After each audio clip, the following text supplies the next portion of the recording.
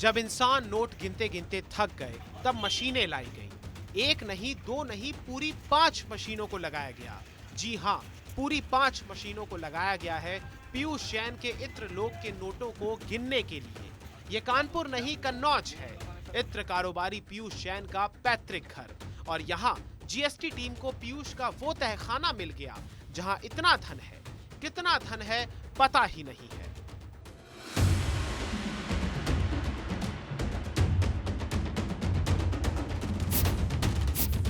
कानपुर की तरह ही कन्नौज में भी नोटों का जखीरा मिला है, इसलिए नोटों को गिनने के लिए स्टेट बैंक ऑफ इंडिया से मशीनें मंगवाई गई हैं। रविवार दोपहर तक कन्नौज वाले घर में 23 करोड़ रुपए और मिले थे, जिसके बाद कन्नौज में कुल जब्ती 103 करोड़ रुपए की हो गई। कानपुर में भी 177 करोड़ रुपए मिले थे। हालांकि अभी कोई आधिकारिक बयान नहीं है कि कितने रुपए मिले हैं, क्योंकि नोटों की गिनती अभी भी जारी है। कानपुर और कन्नौज को मिला दे तो अब तक 2 अरब 57 करोड़ रुपए कैश की बरामदगी हो चुकी है। इसके अलावा 15 किलो सोना भी मिला है, जिसकी कीमत करीब 6 करोड़ रुपए है। रेड में 50 किलो चांदी भी जब्त की गई है, जो करीब 31 लाख रुपए की है। पीयूष जैन का कारोबार बड़े पैमाने पर कई स्टेट तक फैला था, लेकिन कन्नौज में जो उनका मूल निवास है उसके आसपास की संपत्तियां भी बड़े विशाल पैमाने पर उन्होंने खरीदी थी। और ये गोदाम जहां पर जीएसटी और आईटी डिपार्टमेंट की टीम पहुंची है, सामने पीयूष जैन के बेटे हैं। एक बैग लिया गया है जिसमें बहुत सारी चाबियां हैं। जो सामने गेट जिसमें अधिकारी घुस रहे हैं उसे अभी कटर से काटा गया है और अब यहां पर तलाशी अभियान चलाया जाएगा।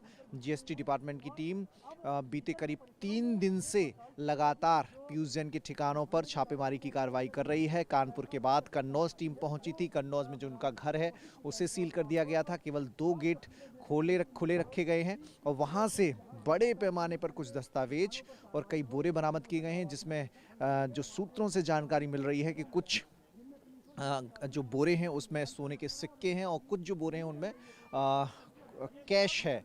हालांकि अभी उन्हें एक कमरे में सुरक्षित रखा गया है। अभी उन्हें गिनने की कोई प्रक्रिया शुरू नहीं की है, क्योंकि अभी पूछताछ के आधार पर केवल तलाशी अभियान चल रहा है। तो ये गोदाम है जो घर के ठीक पीछे है और वहां पर ताला काट कर अभी जीएसटी और आईटी की टीम वहां पहुंची है और वहां की तलाशी ली जा रही है। सूत्रों की माने तो पीयूष के कन्नौज वाले घर में कुछ लॉकर ऐसे भी मिले हैं जिसमें फिंगरप्रिंट लॉक लगा था। विशेषज्ञों की टीम भी उन लॉकर्स को नहीं खोल पाई थी, जिसके बाद टीम ने गैस कटर के जरिए लॉकर को काट दिया। आशंका जताई जा रही है कि कन्नौज वाले घर की फर्श और दीवारों में पुरातात्विक धरोहर भी छिपी हो सकती है। लिहाजा खुदाई के लिए पुरातत्व विभाग की टीम को बुलाया गया है। जीएसटी इंटेलिजेंस की टीम पीयूष जैन के अलग अलग ठिकानों पर छापे मार रही है। सूत्रों की माने तो कन्नौज में उसके फार्म हाउस पर भी टीम ने देर रात छापा मारा। पीयूष का फार्म हाउस सदर कोतवाली के छिपट्टी मोहल्ले में है। सूत्रों की माने तो पीयूष के 50 बीघा जमीन के बारे में भी टीम को जानकारी मिली है। इसके फार्म हाउस में कई ड्रम संदल ऑयल भी मिला है। इसकी भी कीमत करोड़ों में हो सकती है। इत्र व्यापारी पीयूष जैन के अलग अलग ठिकानों पर हुई छापेमारी और बरामद कैश को लेकर सीएम योगी ने भी समाजवादी पार्टी पर निशाना साधा है। आप देख रहे होंगे जो लोग 5 साल पहले सत्ता से बाहर जनता के द्वारा कर दिए गए हैं, आज भी उनकी दीवालों से सैकड़ों करोड़ रुपए के नोट निकल रहे हैं। भाइयों बहनों, ये नोट खेत में पैदा नहीं हुए हैं।